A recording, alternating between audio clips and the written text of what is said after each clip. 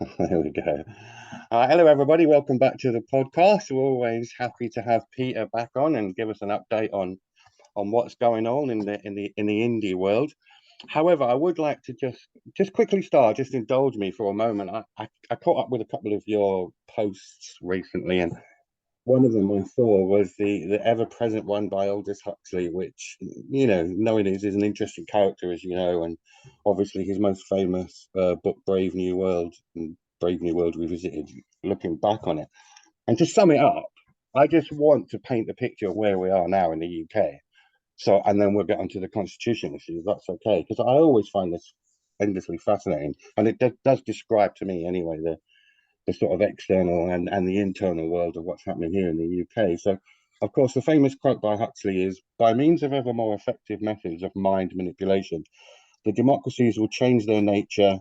The quaint old forms, elections, parliaments, supreme courts, and all the rest will remain. But the underlying substance will be a new kind of totalitarianism. All the traditional names, all the hallowed slogans will remain exactly what they were in the good old days, but democracy and freedom will be the theme of every broadcast and editorial. Meanwhile, the ruling oligarchs and its highly trained elite of soldiers, policemen, thought manufacturers, and mind manipulators will quietly run the show as they see fit.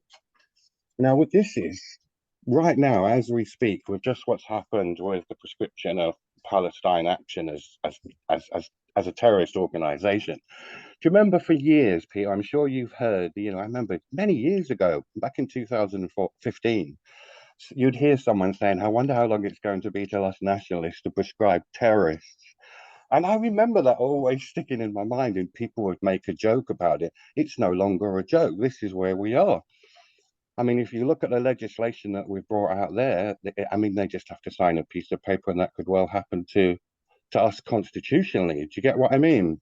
I absolutely do. It's something I've long warned about. I mean, right back way before the vote in 2014, I was warning that the British state has the power to pretty much alter the constitution and alter our constitutional rights in any way it chooses. And there is, as you say, there is nothing to stop it prescribing the nationalist organisations across the UK, much in the same way as Spain does, and other countries, of course. So, yeah, it's a very real possibility. But 10, 12, 13 years ago, people poo-pooed the suggestion. They said, no, that could never happen, you could never imagine them prescribing the SNP, because at that time there was just the SNP. And in a way, they were right at that time. It was difficult to imagine. It was possible to imagine, and a realistic perspective tells you that it's perfectly possible because they have that power. But they'd never really demonstrated that power in any overt way. But with the prescribing of Palestine Action, are we even allowed to say the name? Yeah, I think we can still say the name. With the prescribing of Palestine Action, they have overtly exercised that power. It is the power of the dictator, the power of the absolute monarch.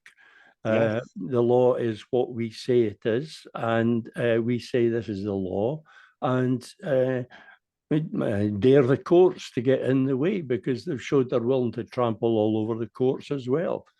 We've no backstop. There are no checks and balances. We can't talk about being the government, the executive being answerable to Parliament. It's a long time since the executive was answerable to Parliament.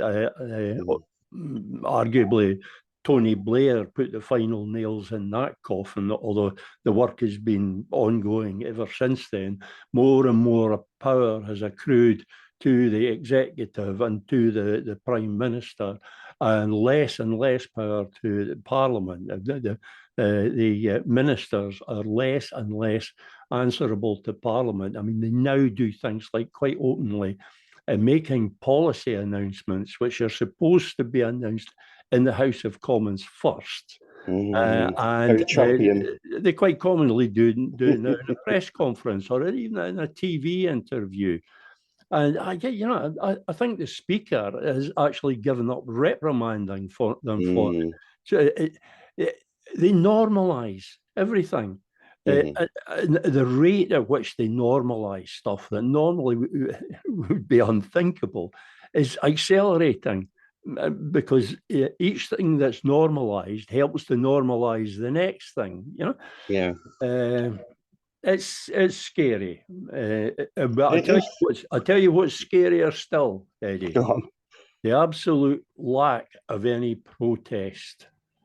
In pretty much any other country in the world, people would be taken to the streets in their hundreds and thousands, protesting the government's behaviour, the British government's behaviour.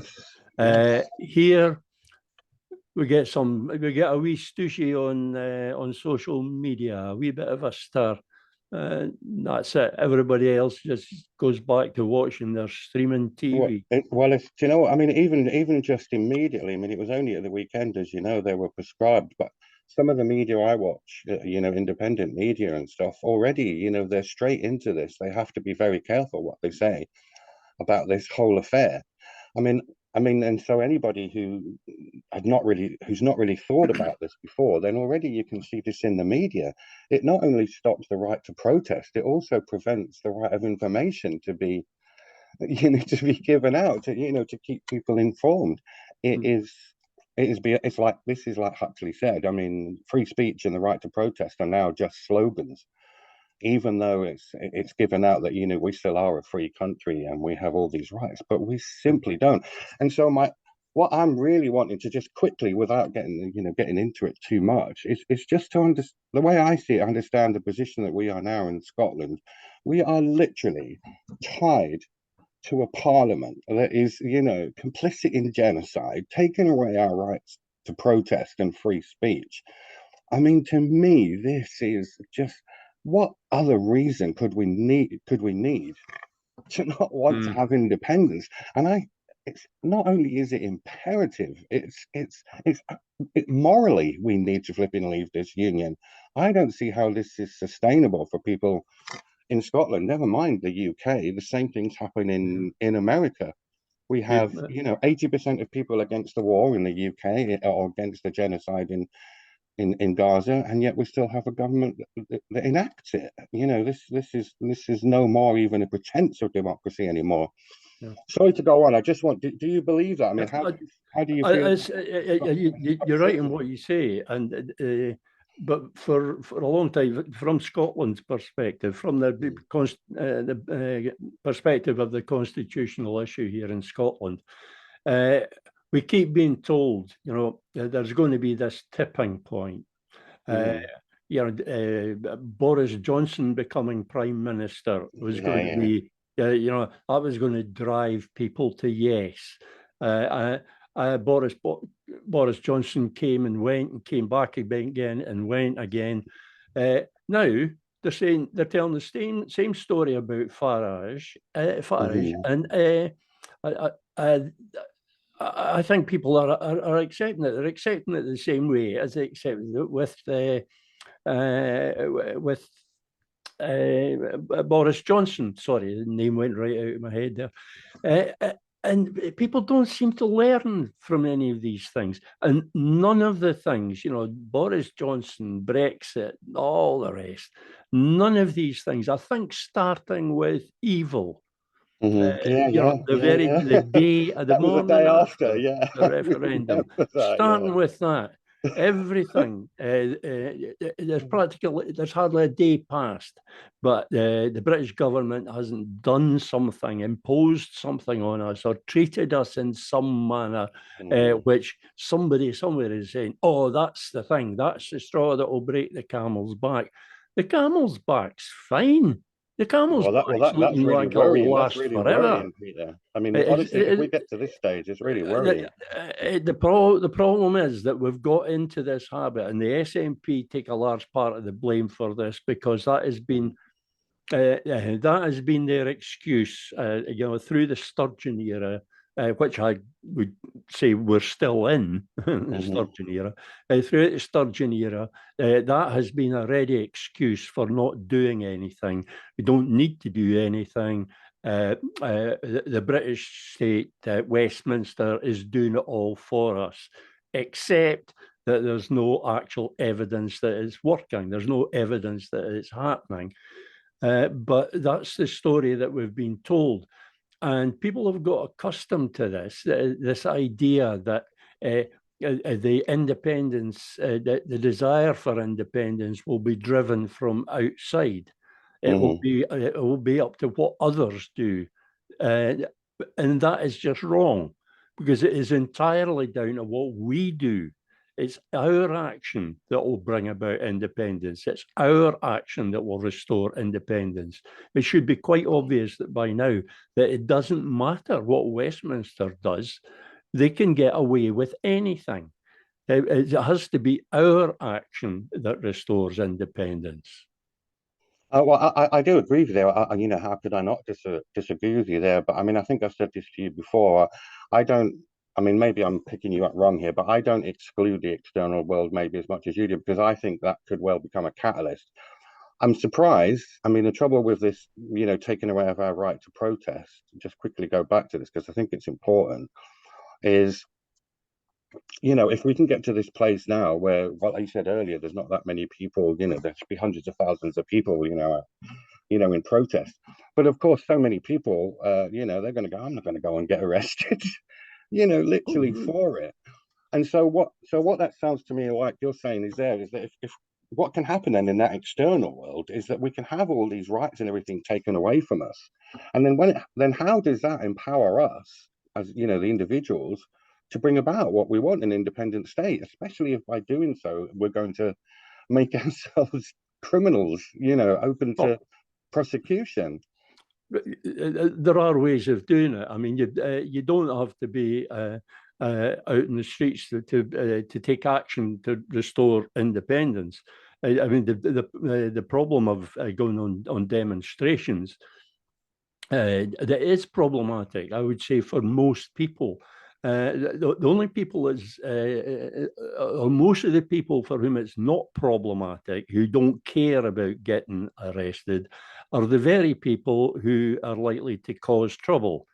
So that where you end up with this whole policy, this whole direction of travel, it increases the number. It puts off the reasonable people, so that you've only got the extremists still going. They will always go. This is just the same as with voting. You put off the sort of ordinary voters, if I can just use that expression. You put them off one way and another. You put them off, but the extremists will always vote. So their proportion of the electorate, the active electorate, grows. Same thing applies to demonstrations. They've extended their powers to arrest people, to arrest the people who are sharing information, Peter, not just protesting. You criminalize it, and it deters people from going on demonstrations, other than the people who are going to cause bother. So that then justifies more regulation to prevent the trouble that there inevitably is at demonstrations when you stop the reasonable people going. And it does apply to information as well. If you criminalize the sharing of information, the spreading of information, then the people who have something reasonable, sensible to say are the people who are going to be deterred. It's the idiots that are telling people to go out and throw cobblestones at the police. Yeah, they're the ones who will just go ahead anyway, because they don't give a damn. But the vast majority of people will be deterred from even sharing information. I mean, I was joking. I was only half joking when I said, "Oh, are we still allowed to say Palestine Action?" Because that will be the sort of niggling thought in people's heads, and there Yes, is no exactly. more form of censorship more insidious, Eddie, than Yeah, self-censorship. When you yeah, start exactly. The stop police. censoring yourself, Mhm. to the It end of is. the wedge, my friend. No. Well, anyway, so I mean, let's get on to the constitutional issue. But I just wanted to set that up in as much that Yeah, this is where we are in the it's UK very now, and I think relevant, it's Eddie. It's frightening. very relevant. Yeah, and like I said, we can, yeah, but we'll leave that for now. I'll tell you what I want you to do, just for our viewers, and just I just summed it up in one sentence. Would you be able to quickly tell us uh, what I would class as the powerful story of the Scottish Parliament? Reading about what you're talking about with the Constitution, what's going on with Liberate Scotland and stuff like this. If you would explain to us how you term the powerful story, and it's about narrative, you know, and I get what you mean. So, but I'd rather you, if you go ahead and give your Right. explanation. There are two stories being told about the Scottish Parliament at the moment. One, and I don't speak for her, but so I am representing Sarah Salyer's position. She is perfectly at liberty to say that I'm talking rubbish, that's not our position at all. Excuse me. Excuse me. But to simplify it, that story, what we'll call the Sarah Salyer's story, is that the Scottish Parliament is a creature of the British state. It's a branch of Westminster. It's an executive branch of Westminster. It is, in fact, the colonial government in Scotland, and that is all it ever can be. That is it. That is fixed forevermore. It cannot be anything else. The other story, that's it. That story ends there. That is the end of the story of the Scottish Parliament, as far as the Sarah Salyer's version goes. We must get rid of it. It must end. That's And finished. they would seek to establish something new. That's a separate thing, because there's a whole stack of questions about this setting up a new body, you know, a whole stack of questions, and that's a bit of a sidetrack. Okay. So we'll stick with the two stories. The other story, the alternative story, but my story, is that the Scottish Parliament that we have is the original Scottish Parliament, which was taken from us in 1707, and under pressure from the nationalist movement, it was returned to us in 1999, but it was returned in chains. It was returned with all sorts of restrictions that the British state had put on it. So our fight actually is to take it back, to remove those chains, so that what we have left is our Scottish Parliament. It is our Scottish Parliament. It has just been usurped, hijacked by the British state. And that means that there's an ongoing story. That's the ongoing story of our fight to recover it, to repossess it. And that's actionable. That is something that we can do. That calls upon us to act. The alternative, the other version, really doesn't call on us to do anything, because the Scottish Parliament is pretty much taken out of the equation. But the Scottish Parliament is essential to the process of restoring independence. Even the Sarah Salyer's version of this story concedes this, because although that version of the story takes the Scottish Parliament out of the equation altogether, it then has to replace it with something totally like the Scottish Parliament in terms of what it can do. Now, how you do that is seriously problematic. How you set up such a body? Who's going to sit on it? And from whence do they get a democratic legitimacy? They cannot be elected. So, what is the story of this? And if it's set up alongside the existing Scottish Parliament, that's a recipe for disaster. That's a recipe for conflict, if ever I saw one. You'd have effectively two competing legislatures, or one pretender to the legislature and one legislature, internationally recognized legislature. So there's lots of problems, but the other story, the Sarah Salyer story, admits that the Parliament of some kind is necessary. Otherwise, why do they want to set up this alternative body? And I say, well, if it's necessary, then why not use what we already have? Just tell a different story about it, and you make it what the story tells you about. Because if we take it back, then it is the Scottish Parliament restored.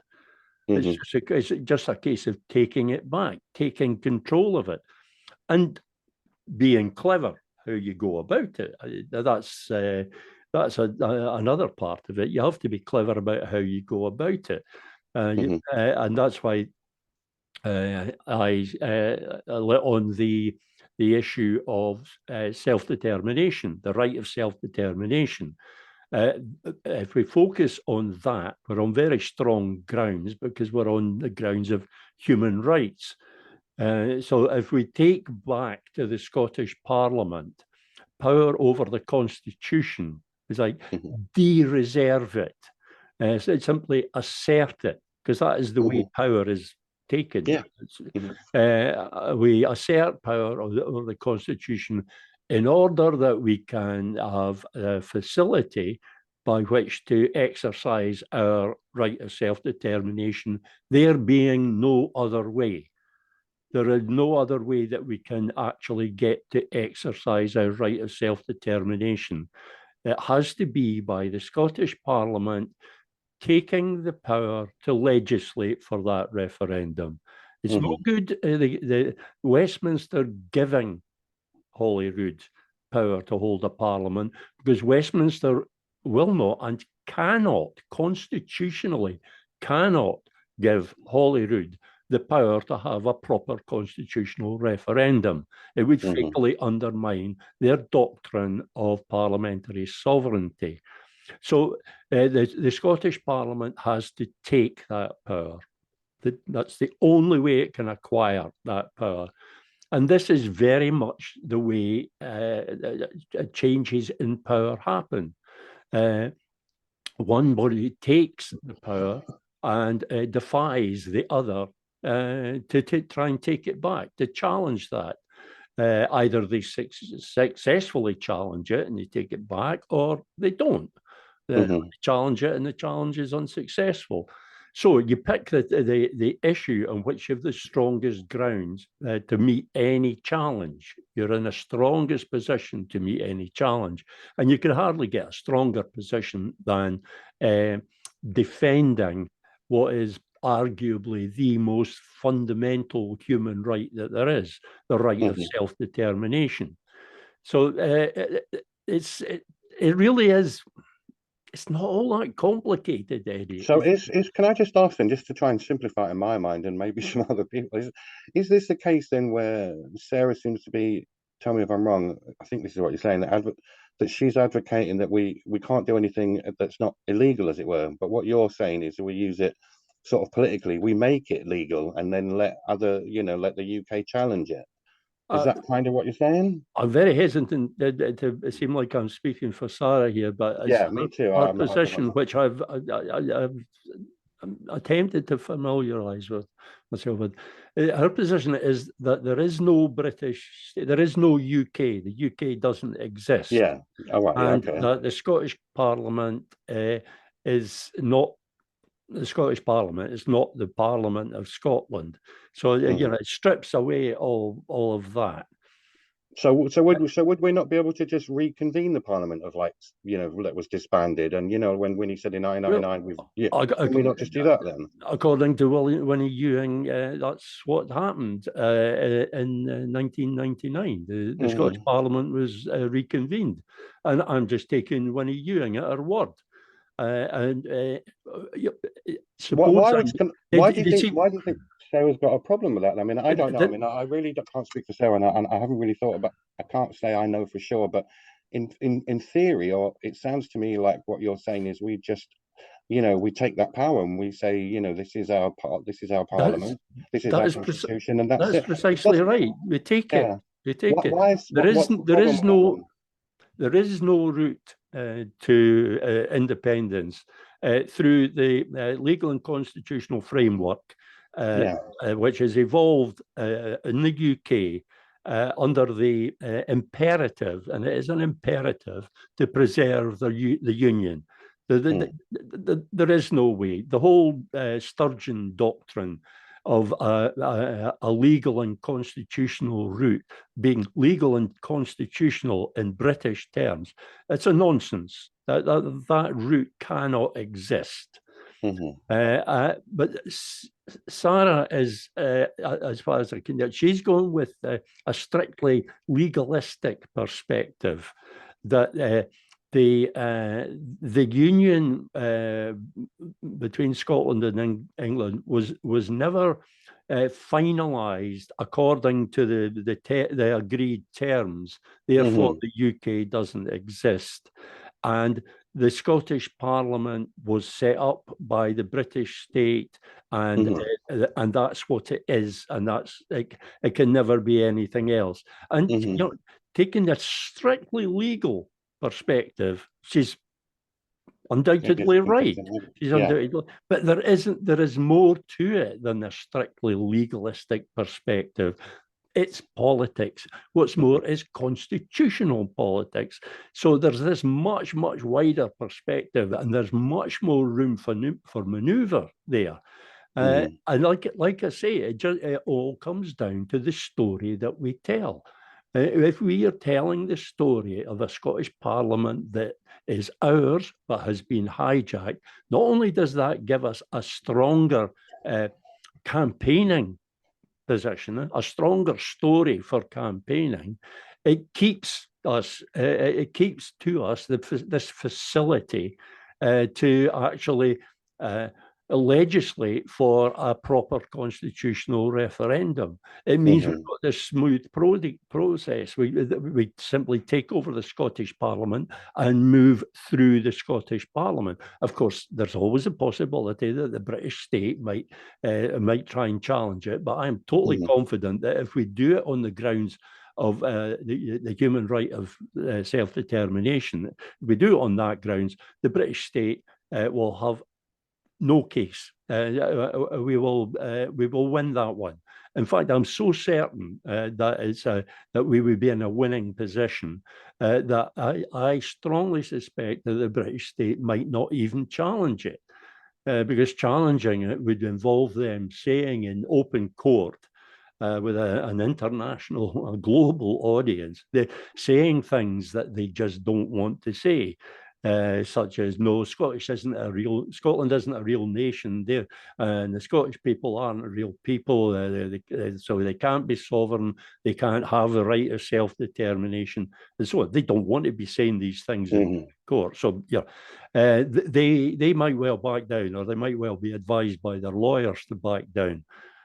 So that is just a possibility. But even if there is a challenge, it's a challenge that goes to the European Court of Human Rights, or possibly the International Court of Justice. Certainly not to the UK Supreme Court, which would just be a nonsense. So it takes it away from the UK Supreme Court and takes it into the international courts, which should suit Sarah fine. She should be fine with that.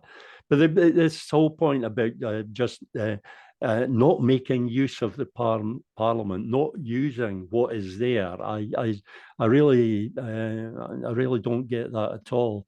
And the whole thing about the UK not existing, I don't know. I don't know what comes of that either. I mean, it does exist. It maybe wasn't formalised in the way it should have been, but there's 300 years of custom and practice that says that it exists. So one way or another, it exists.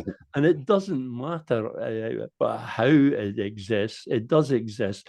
And what is important is that the way out of it remains the same anyway. You know, supposing it wasn't set up, and we know for a fact, I mean, Professor Black has made that very clear, we know for a fact that the UK was not formed as per the agreement. It was basically just an English takeover. You know, Professor Black has enumerated all the evidence for that very effectively. But it really doesn't matter. It makes no difference to the process for getting out of the union. That remains the same anyway. And as far as I'm concerned, that the only process that there is Scottish UDI. And I'm confident that it is the only process because nobody else has identified an alternative. Nobody else, none of the political parties are telling you how they're going to restore independence. Alpa was tweeting stuff just today about, the why of independence, that this is the why of independence. We know the why of independence. We're living with it every day. We've been getting told about the why of independence for what, 12, 13 years and more, but I'm talking about just in the what I call the modern era, the independence movement. Every day we're being told why. All the things that we were talking about earlier, you know, Brexit, Boris Johnson, Nigel Farage, all of that, you know, the prescription of Palestine, all of that, all of those things are the why. What we're never being told is the how. Never. But the political parties, none of them, the politicians, none of them have said how they propose to do it. And until they do, they're not going to do it. Because if they're not telling you, if they're not assuring you that they're going to do something, then they're going to do nothing. And we're going into the 2026 election with, instead of just one party with not a clue how to go about restoring independence, we might have two. We'll have one, it will still be the SNP. The SNP is still going to dominate. That's what all the polls are telling us. We don't have any better information. The SNP is still going to be the dominant force. There might be some Alapa, whatever. It makes no difference. None of them actually have a plan. None of them are pushing any formal proposal saying this, and this is what we will do after we're elected in order to restore independence. So it's was no credible story on the how, and until there is, we're going nowhere. Can I just ask you then? I mean, there's something obviously I notice in your literature. You're quite often saying it's a good point, and I wonder if you just elaborate on it a little bit or try to simplify it for us. It's kind of when you say, you know, when you critique other, you know, other organisations, say, or other commitments, you know, like you say with Liberate Scotland and stuff, a few others, right? But you often do say it's like, but we're all working together. You know, like you said, that was it. You said the decolonized mind. You know, we might not be working exactly, you know, down the same or working along the same math, but we do have the idea that we are trying to essentially all liberate Scotland. So, Can you just kind of simplify to us how you see like all these different equations working out? What to you is the positive parts that can keep us together? I mean, how, for instance, will it affect, you know, the route that Sarah's taking? Is that going to have a detrimental effect, or can it have a positive effect? Can you just or you know, different parties? Can you just give a simplification of how you think this might pan out for the ordinary Joe Bloggs? If you're talking when you talk about Sarah Sawyer's, if you're talking about the Salvo Liberation UN initiative, then that could be very helpful. In itself, we have to make this very clear because there's a lot of people have the wrong idea about it. In itself, that initiative will not restore Scotland's independence. That was a point that I made at the last SSRG conference a couple of months back. And there's general agreement about that from the people who are responsible for the liberation, the Salvo Liberation UN initiative, that on its own, it won't. Obviously, that is not something that they want to go on about a lot. You can understand that. They want to talk about the positives of what they are doing. But I thought it important to make this point that by itself, it does nothing. It does nothing about restoring Scotland's independence. It changes the ground on which we operate in our favour. If it is successful, it changes the ground in our favour quite significantly. Right, okay. So it doesn't do any more than that. But it only works, it's only of advantage to us if there is a political and parliamentary process, an internal to Scotland political and parliamentary process that can exploit that advantage that it gives us. And that political and parliamentary process has to be in place regardless of the UN initiative. Whether it goes ahead, whether it succeeds or fails, you still need that political and parliamentary process. So we have to get that clear in people's minds, because a lot of people run away with the idea that the UN initiative it's all been done for us. Is going to be the thing that does it, and it is. I get and this exactly the same can be said of a lot of the other initiatives, and I really don't want to name any in particular because I honestly don't want to give them the oxygen of publicity. But there are people, snake oil salesmen, who are selling solutions that are not solutions. They're all glittering generalities and slogans and lots of bold rhetoric. But when you get right down to it, they actually have no plan. They have no actual solid, credible proposals. They are basically just nonsense. And to me, they're dangerous in that they divert energies and resources from a genuine independence campaign, an independence campaign that has a direction and it has an objective, that has a plan, that has a story. It's fully equipped.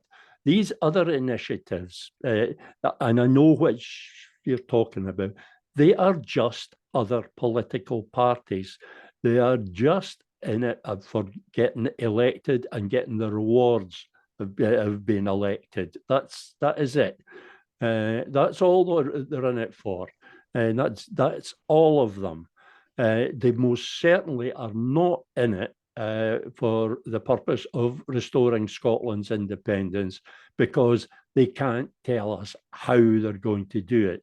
They will tell us stories about how they're going to do it, but those stories are so full of holes, they pretty much don't exist. You know, they're just nonsense. They just talk utter nonsense, but they talk nonsense in a way that it sounds inspiring. It's quite easy to do that. It's quite easy to get people riled up. People are desperate for something. They're desperate for anything. This is a big part of the problem. And again, it goes back to SNP leaving this void that people are jumping into it, and the people are grabbing at whatever comes along. You remember the way people jumped from the SNP to Alapa, within 20 minutes of Alapa being formed, they were all jumping ship. Only a few months later for them all to discover, oh, hang on a minute, this isn't what I thought it was. Well, I told them from the start, this is not what you think it is. But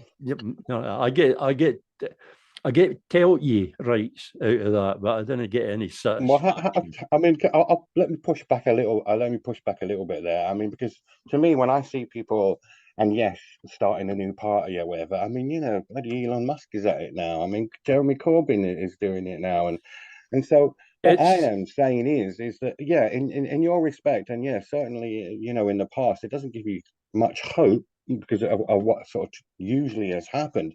But what other avenue do people have? But apart from let's start off a new party and hope it's gained some traction. I mean, this is a consequence of how we do politics. So I don't think we can just discard it. That's fine if they're a party with some objective, with some clear plan in mind, and with principles. If they've got ideas and principles, that's fine. But when the parties that are simply set up in order to get people elected, that's no. I mean, the Jeremy Corbyn new party, I don't even know if it's got a name yet. That's interesting because Jeremy Corbyn is an interesting character. He's certainly a genuine socialist. He certainly has ideas. And so that is interesting in terms of UK politics, English politics in particular. Musk's party is also interesting. It's probably just rubbish, I know, but a lot of the others are just jumping into a pool, and because they're coming along and they're joining in the existing party political system, they become just like the other parties. They don't operate in any different way. This is one of the things that established power does. It restricts the space in which countervailing power can operate, so that countervailing power can only operate in the space that's left for it, and that space is defined by established power. And if established power is defining that space, it's going to define it in its own advantage. So every once in a while, you get you'll get an organisation that actually is pushing at that envelope that the established power creates, that sort of bubble in this sphere of competing power. There's this bubble that that established power allows, so that it can contain countervailing power. And every once in a while, there's a countervailing power that comes along that actually pushes at the envelope of that contained space. And I think Jeremy Corbyn's venture might be something like that. I mean, if you go back in history, the Labour movement, the original Labour movement, that was a countervailing power that pushed at the envelope. The suffragettes, the women's rights movement, the civil rights movement in the US. Our own movement, the independence movement, should be that. Our independence movement is barely a countervailing power at all, never mind the kind of countervailing power that actually pushes the envelope, that actually that's the big pushes the question, isn't it? space. Yeah. I mean, that's the big question. This is where I'm always in. I mean, to me, it seems to be just it is what it is. But I suppose the picture is then, it's like, once again, if we have the Scottish National Party that are not doing what we want it to do, I'm speaking as a nationalist. And of course, when you're talking about all these other little parties and initiatives here and there and stuff, and you get this great big gamut, but it's not really getting us anywhere, is it? There's no like countervailing pushback there. So I'm still stuck in this place. I can't see unless you can get some kind of nexus between the two to get something to work. I can't see where that countervailing structure is going to come from, Peter. What do you say? Well, yeah, I have concluded that what I talk about, Scottish UDI, that's the only thing that's going to work.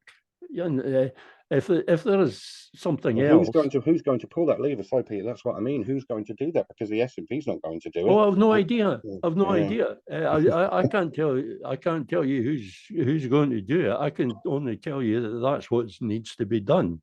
And okay, that's it. I can also tell you that for all you say about the SNP, the SNP has to be changed. If we don't, for sure, if we don't change, the SNP is going to be in power after the 2026 election. That is the assumption.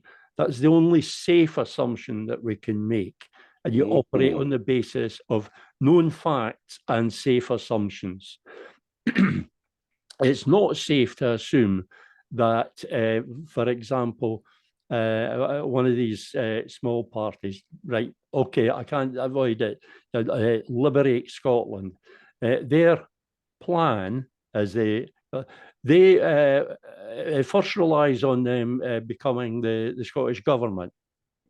Well, that isn't going to happen. So that plan falls flat right away.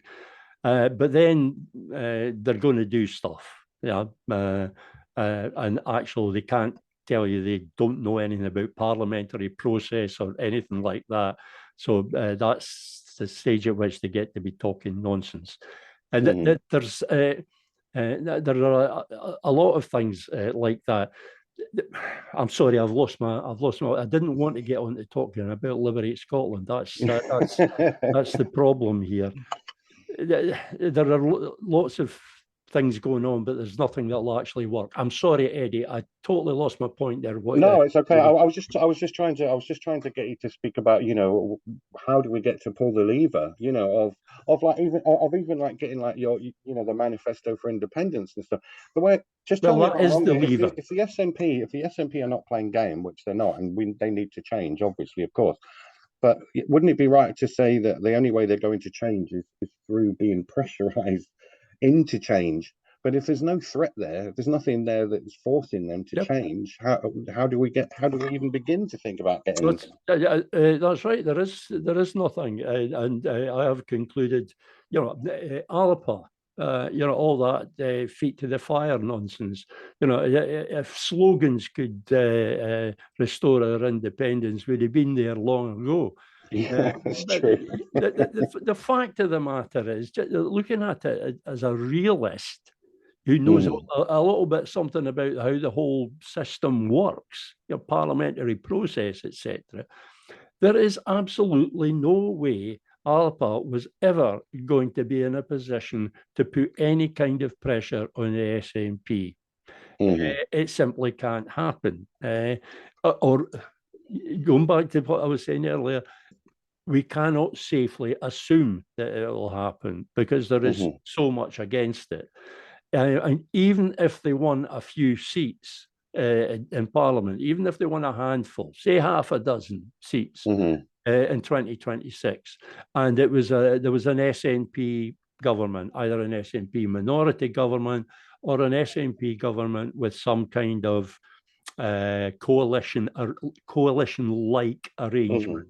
They don't much like coalitions, but it's a coalition-like arrangement. So it's an SNP government. What's Alapa going to do? So we're going to threaten to vote against this nominally pro-independence government. That's not going to do them a lot of favours. Are they going to vote against the government's budget? Of course they're not.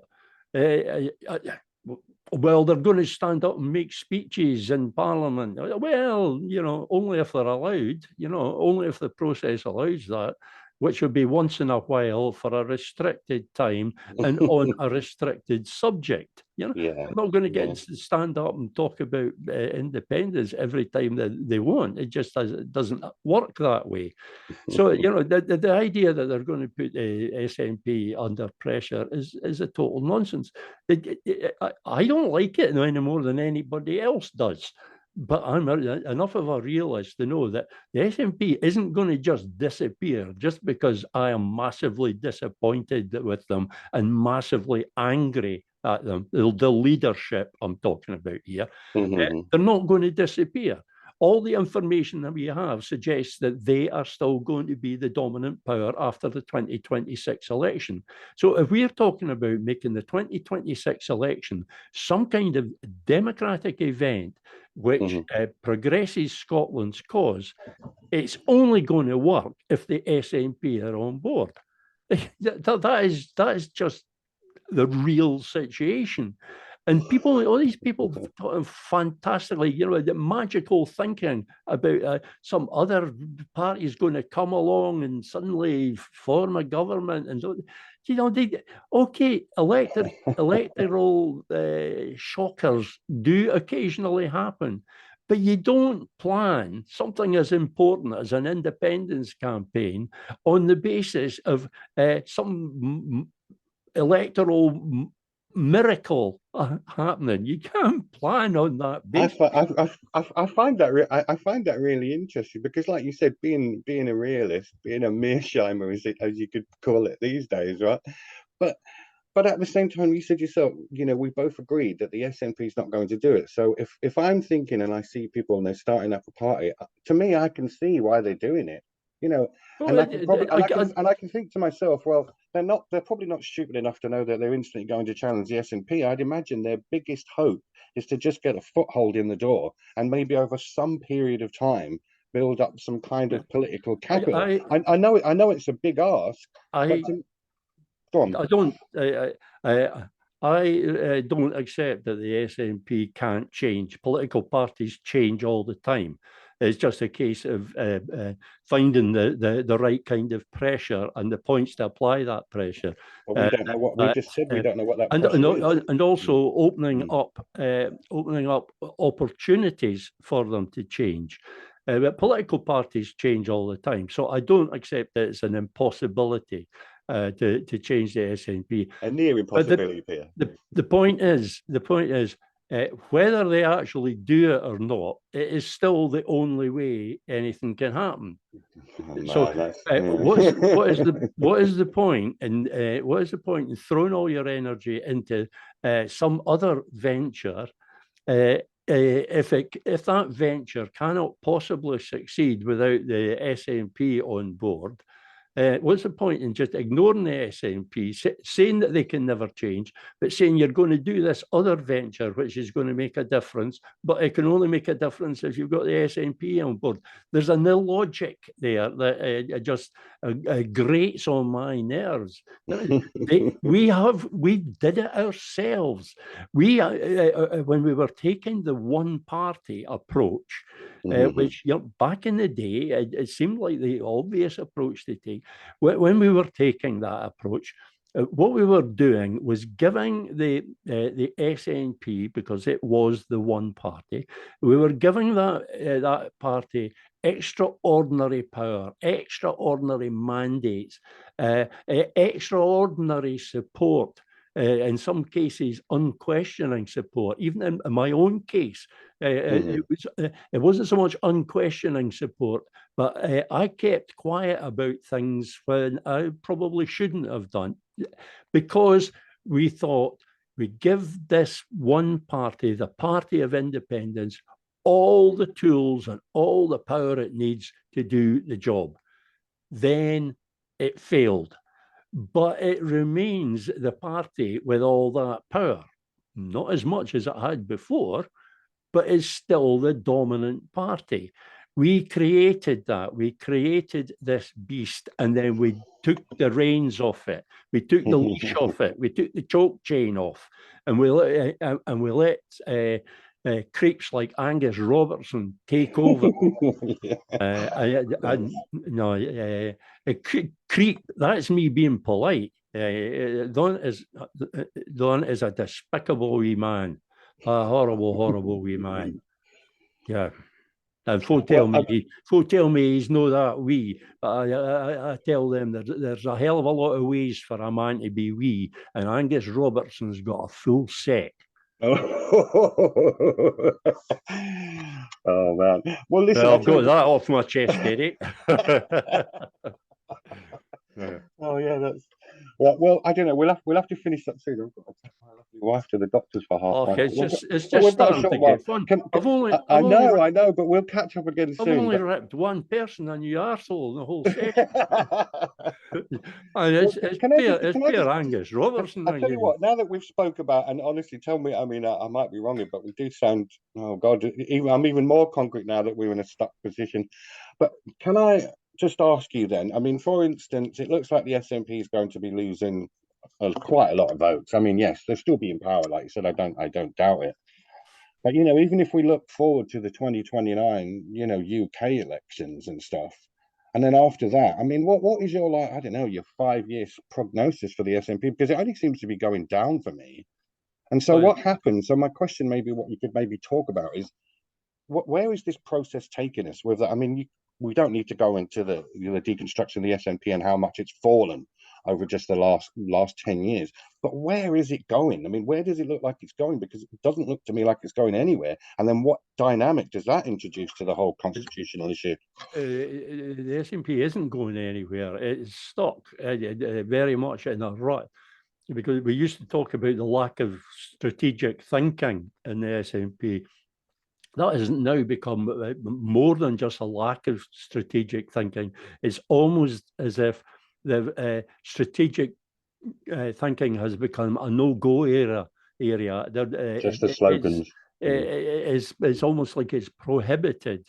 And they are stuck in this place where they are, and all they're doing is just trying to stay there, trying to maintain, try and keep what they've got. They're not doing anything to move in any direction. And if they're not doing anything to move in any direction, then the electorate will decide in which direction they move, and it will be backwards. So yes, they will lose votes in 2026. They will lose seats. But it makes no difference as far as the constitutional issue is concerned. It would make no difference even if the SNP were reduced to half a dozen seats, because if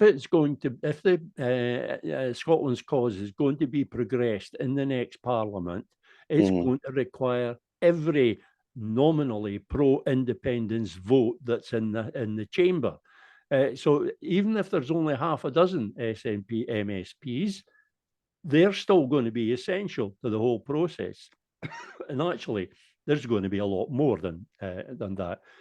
But as to where they're going, they don't have any direction. The raison d'etre, the thing that held the SNP together was the constitutional issue. And they have nothing to say on the constitutional issue. Absolutely nothing. No, nothing at all. So there's that void there as well. I keep talking about a void, but there's voids everywhere you look, where things have been ripped away. I flushed down the toilet. I mean, Nicola Sturgeon and company, Angus Robertson, they basically flushed the constitutional issue down the toilet between 2015 and 2018, 2019. Yeah. In that period. Excuse me. And so the SNP doesn't have that anymore. It doesn't hold that anymore. And it hasn't found anything to replace it. It hasn't become a radical socialist party. It hasn't become a Farageist party. It hasn't become anything. It's just this nonentity led by the very personification of a nonentity in John Swinney, who's a nice man. I don't question his commitment to Scotland's cause at all, but he's no leader, and he's not in a position to take either his party or the constitutional the independence movement anywhere.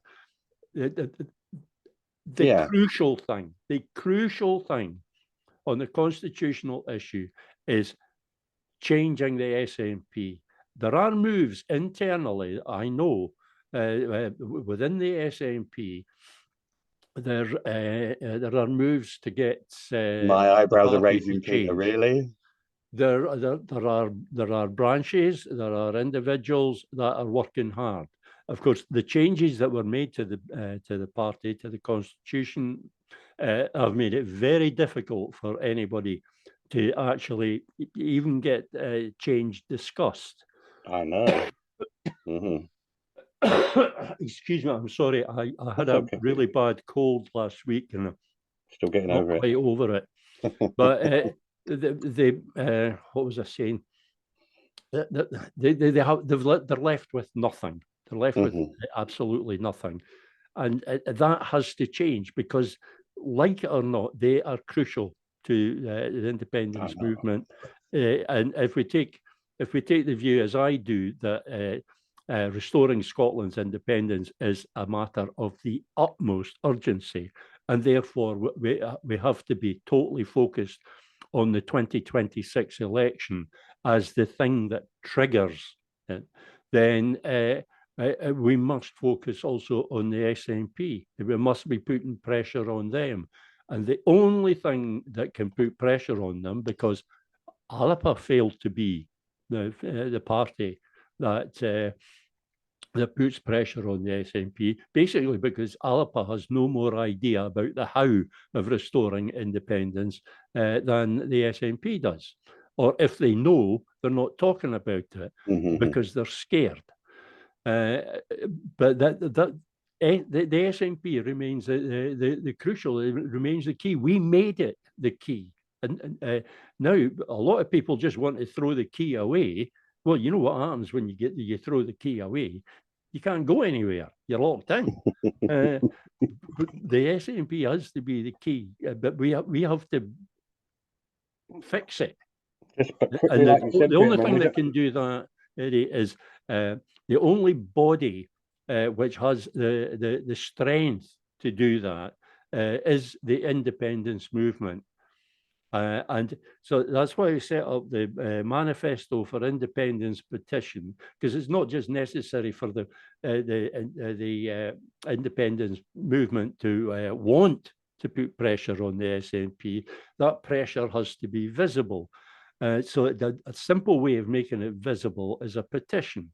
You have a petition with 100,000 signatures demanding that the SNP adopt the Manifesto for Independence, which is basically just rethinking its entire approach to the constitutional issue. You've got 100,000 signatures, 150,000, 200,000 signatures on that petition. That's the kind of pressure no political party can resist. Even the SNP, who are past masters at shutting out voices of dissent, shutting them out and shutting them down, even they would have to take that seriously. 100,000 people, that's the that's the size of vote that no party could possibly ignore. Well, yeah, we could hope. We could certainly hope for that, Peter. Right, I'll let you get off, and I hope you're feeling better soon. I think you're mostly over it. I was fine till I started talking to you. Yeah. I was fine till I started. Fine till I started ranting. I did for my voice. Well, listen, before I say Tatar and stuff, I mean, I'll contact Sarah anyway. I want to see if she comes back on the podcast because I want to get her point of view as well. Maybe you two could get together sometime. I'm not trying to be confrontational or whatever. It's just that, to be quite frank with you, I think where we are is in a place where I can't see any definitive progress on the horizon. I can see help, like what's going on with Salvo and stuff, and there's good initiatives and good ideas out there. But like you said yourself, I don't see any real leadership. I don't see something that's Yeah. bringing us all together and stuff. There Maybe are we two can. things. There's two things, Eddie, that actually work together and hold promise, and that is Scottish UDI, my own thing, and the Salvo Liberation UN initiative. Those two things. They complement one another beautifully. They fit together beautifully. So take them forward. But then this whole thing about the Scottish Parliament is irrelevant. It can't possibly be, and that's a fly in the ointment because we need that. We need that body. We need that legislature. We just need it to have the correct legislative competence. And we need that story. We need that story to tell. Yeah, I made the point that, sorry, you were wanting to finish up, Eddie. No, it's fine. I enjoy your idea of the narrative. It's very powerful, the story. I made the point that one of the most powerful campaigning stories of my lifetime was It's Scotland's Oil. Arguably, that lifted the SNP out of obscurity. It was a powerful story. It's our oil, and there was lots of other bits that you could add on to that. Well, today we've got it's Scotland's energy, it's Scotland's water, it's all Scotland's resources. So there's that story is there, that narrative is there, ready to be exploited. It's not being exploited enough. But to exclude the Parliament from that just seems crazy. To say this is Scotland, we are the people of Scotland, we are sovereign, everything in Scotland is ours, everything in, on and under Scotland and its waters is ours, except the Parliament that we actually elect. That just punctures the whole balloon. It deflates the whole story. You've got to draw the Scottish Parliament into that story. And that, I think, takes us pretty much back to where we started. Yeah. That's me rounding off like a professional again there, Ed. We're doing well. But I mean, I would like to just finish off by saying this to me, I mean, what you're describing there is we need to collectively become aware, right? Have some consciousness and agree to say, this is our world, this is our future, this is the kind of mindset. But then, of course, when you look at Huxley and when he talk, in his world, as you know, the alphas and the deltas, they get to play and have lots of things, and the rest have their soma. And so they don't really involve themselves with politics. Everything is laid down, and you can't do this and you can't do that. Sorry, I don't want to open up Pandora's box here, but we somehow have to circumvent that, what Huxley's talking about, our consumerism to the exclusion of everything else, where we can't get together and say, why don't we join together and try to make our town better or something? But everybody is living on the edge with austerity and stuff like this, and what's going on in the world and AI. There was so much going on. It's so hard to get people, engaged. Insecurity, Ed. Insecurity. The whole system runs on insecurity. Insecurity. Mind these wee aeroplanes that you get, wee balsa wood aeroplanes. That's what the whole system, the political and economic system that we have at the moment, it runs on imbalance, insecurity, inequity, injustice, unbalance. Everything is kept off balance, and that is what provides the tension which drives the whole system. I Well, like that analogy. It's very good. it drives the system, certainly, but it's driving it to destruction. Nobody can deny that capitalism has worked in the sense of producing more and more goods and more conveniences and all the rest of it. Yes, but in the process, it's also driving us to destruction. So it is far from ideal. And at the heart of it all is this insecurity, making people feel insecure all the time. Yeah. When people feel insecure, and you're in a position of power, and being in a position of power, you can offer them a sense of security, then you're the savior. Yeah, exactly. Age old. That's the way it happens. So it's curious because it's the insecurity that keeps the system going, that makes people insecure, that keeps the system going. The only way that it's we literally could the force actually, that, I get you. It's a good analogy, Peter. the only way we could break that, we could break the system is by making people feel secure. But the system won't allow us to make people feel secure because yeah. And anyway, like before I go, I would just like to say I did see that you shared that weird moment with Netanyahu and Trump where he gave, nominate. I mean, I can see that coming, but just to me, this is the final way to end it. If you want to just look at the state of the world, just look at that one event and see how ridiculous it is. It's to me, it's not that trivial. It's poignant in what it's saying. It really shows that topsy-turvy world or the Orwellian world now. Anyway, better shut up. It's utter madness. It's utter madness. Utter madness. Right, listen, Pete, I've really enjoyed that, and we'll catch up soon because there's quite a lot going on, so we'll catch up very soon. And like I said, I'll see if I can get Sarah on and just see what I don't want to make a big No, deal. I know you're not making a big thing of it. I don't want falling out or anything. Yeah, It's just no, absolutely. it's two different perspectives. That's all. Me personally, I'm just. I mean, I'm sure, like yourself, we're all trying to orientate ourselves. That's it. Trying to figure out what's more likely. What's the more possible futures. Yeah. Thank you very much, Peter. Thank you, Eddie. No worries. All the best. Cheers, Thank you, Peter. Thank you very much.